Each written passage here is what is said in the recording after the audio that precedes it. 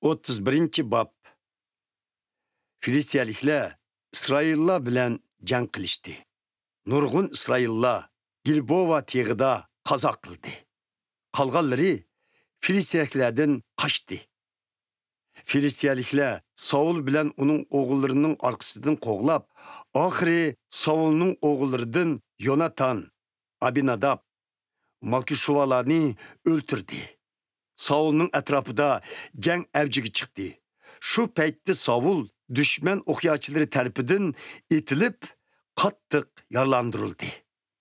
Saul o'zining qoral yaroq ko'targichisiga qilichingni sug'ur, meni o'ltirvat.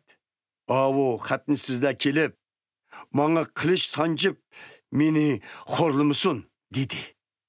Qoral yaroq ko'targichi qattiq qo'rqib ketganidan unda qilishga unimidi.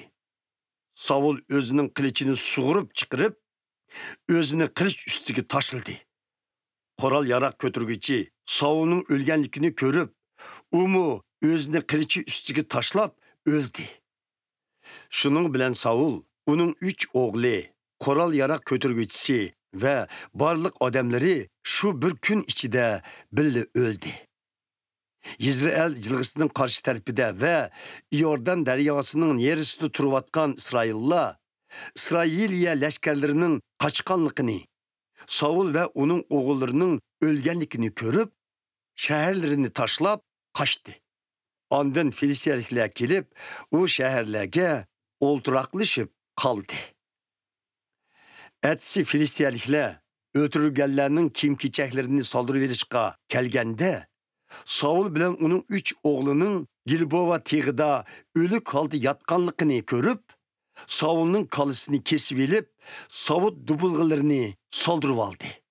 Filistiyaliklar o'z zeminining har tarafiga choparmanlarni avatib, o'z butxonlariga va xalqqa xush xabarni yetkazdi.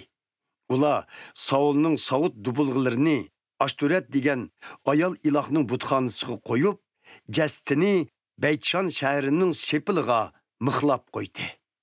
Gilatdiki Yabiş şəhərinin ahalisi Filistiyaliklərinin savlıq qılğanlarını anlığanda, ularning işidiki həmmə baturlar bir keçi yol menib, Saul bilan uning o'g'illarining jasadlarini Beytşanның sepilidan elib tushib, Yabishqa apirib, u yerda ko'ydirdi.